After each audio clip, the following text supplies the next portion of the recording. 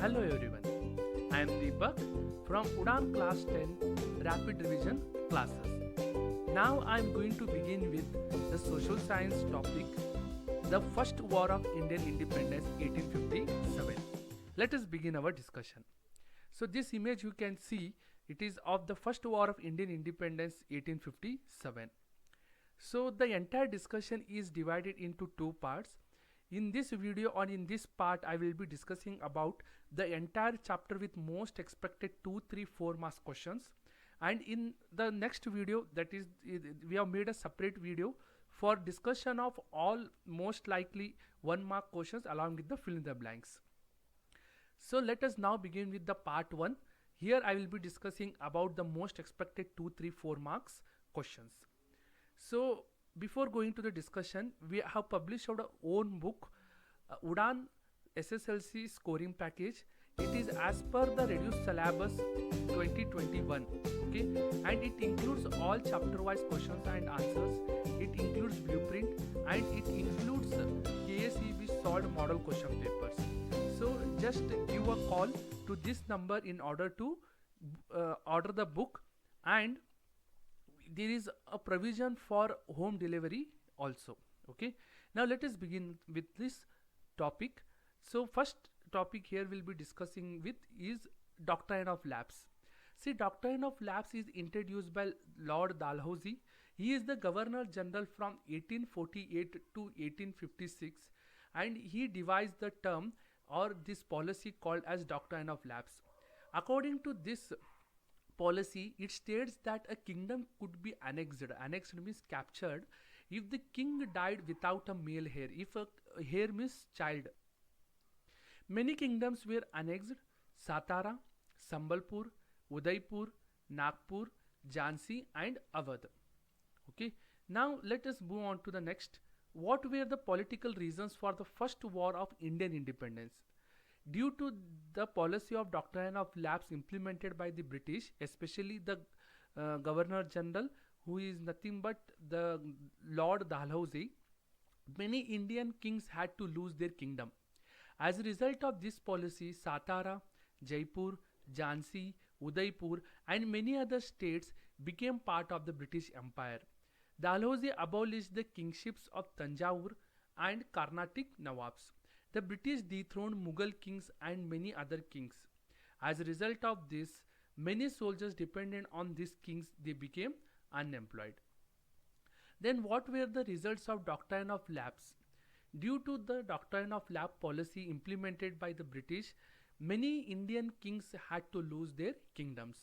As a result of this policy, Satara, Jaipur, Jhansi, Udaipur, and many other states became part of British Empire. How did the economic policies result in the mutiny of 1857? So now I will be discussing about the economic policies. Economic means which is related to the money or the problems, okay? Economic problems.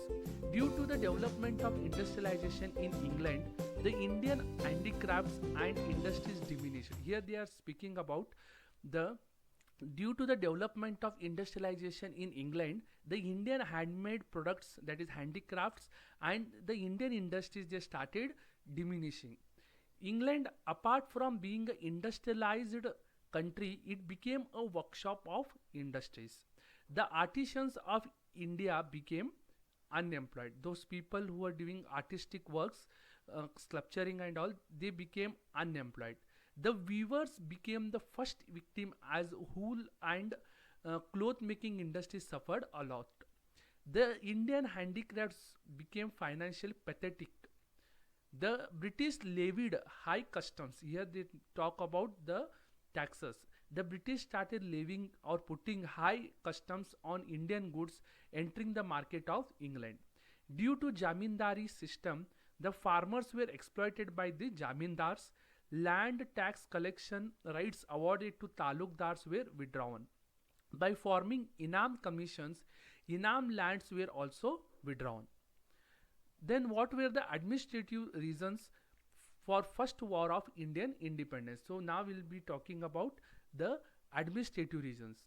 See, the administration means the day-to-day activities what will be taking to govern the state. The British brought in many civil and criminal laws into effect, but in the implementation, there were lot of partiality. Laws applied to Indians in a different manner. There were different laws for Indians and the British. English became the language of the court. The English judges gave judgment in favor of the English. People did not like the new laws. Now we'll just begin the most important question, that is the immediate cause. So causes of first war of Indian independence. Now we'll begin with the immediate cause. Okay. So the main immediate cause of first war of Indian independence is the use of Royal Enfield rifles or guns. In this picture you can see the Royal Enfield gun, and these are the cartridge which are used in these guns. So here, in order to use this cartridge, the person, the soldier, he need to tear the upper part through with the help of his teeth, and he should pour the powder down the muzzle of the rifle. Then he is able to shoot it. Now, what made the immediate cause from this will just begin. See, what were the issues that outraged the religious feelings of the soldiers, or explain the immediate cause for the mutiny. See, the British started providing Royal Enfield guns, a type of new and improved guns. A rumor spread that the bullets of these guns were smeared in the fat of pig and cow. The cow was sacred for Hindus and pig was prohibited for Muslims. This became the immediate cause for the mutiny. Now we'll just begin about the Mangal Pandey, the man who knew no fear. Why did Mangal Pandey shot dead a British officer? When the soldiers were directed to load the bullets to gun by chewing off a part of bullet, the soldiers refused to do it. The soldiers of Barakpur revolted against the British officers. A soldier named Mangal Pandey shot dead the British officer. Explain the spread of the 1857 mutiny. Now we'll begin about the spread. How did it spread? Meerut was a major British military base. The Indian soldiers stationed here refused to use the bullets of the new guns. Many soldiers were arrested. This led to mutiny in Meerut. The, the soldiers barged into the prison and released the imprisoned soldiers. A group of soldiers reached Delhi from Meerut. They entered the Red Fort and declared the Mughal king Bahadur Shah II as the Emperor of India. Due to various reasons, the protesting soldiers reached Delhi. The protest became intensified. This spread like a wildfire to Delhi, Kanpur, and Jhansi. Now I'll just talk about the Jhansi Rani Lakshmibai, her role in the freedom struggle. Rani Lakshmibai was born on November 19, 1835. Her father was a Brahmin. Her mother was a brave, God-fearing lady. She learned horseback riding, sword fighting, and shooting on a target with the gun. She was married to Maharaja of Jhansi. His name of Raja Gangadhar Rao. In 1851, the Rani had a son. He unfortunately died when he was barely 4 months old. So the Rani adopted a son. His name of was Damodar Rao. The British weren't satisfied with the idea that Damodar was the legal heir to the throne. The governor of India said that Jhansi would be broken down since Gangadhar had left no heir to the throne. Because of that, a war broke out between citizens of Jhansi and the British. This was the first war of Indian independence. Explain the role of Rani Lakshmi Bai in 1857 mutiny. Rani Lakshmi Bai, who was angered by the doctrine of lapse, declared war on the British. She captured Gwalior. She died a heroic death while battling the British in another battle. Even today, Rani Lakshmi Bai has a special place in the annals of Indian freedom struggle. Now we'll just see what are the results of 1857 mutiny. The governance of East India Company came to an end and governance of British government started. The administration of India was handed over to Secretary of Indian Affairs of British Parliament. The Queen of Britain passed a declaration in 1858. The agreements entered by the company with the local kings were accepted. Non-pursuance of regional expansion, providing a stable government for Indians, equality before the law, non-interference of the government in religious issues of the Indians and practicing religious tolerance. The British realized that unless and until they command the love and affection of Indians, ruling India would be a very difficult proportion for them. List out the reasons that led to the failure. This is another most important question. What led to the failure of the mutiny, or what were the reasons for failure of 1857 revolt? The first reason is it did not cover every part of India. It was mainly concentrated on the issues of the rights of kings and queens rather than liberation of the country. As it was not a planned mutiny, there were many unexpected results.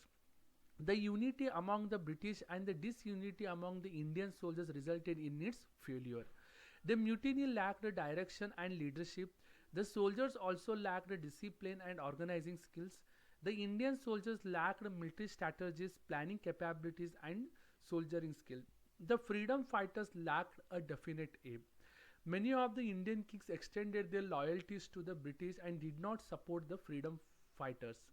The plundering and the crimes committed by the sepoys made them to lose the faith of common people.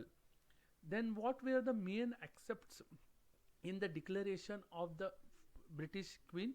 See, the agreement entered by the company with the local kings were accepted. Non-pursuance of regional expansion, providing a stable government for Indians, equality before law, non-interference of the government in religious issues of Indians and practicing religious tolerance. So with this we'll just complete the discussion on first. We have our books related to science, yes, and mathematics also. So if you want to purchase this book, enhance your knowledge and reading capability, we have included all chapter wise question and answers in all the three books: social, science and mathematics. So if you just want to buy these books, just give a call to this number or message. Home delivery service is also available. Thank you. For any doubts, suggestions, please comment below, and do not forget to subscribe, like and share our video. Thank you so much.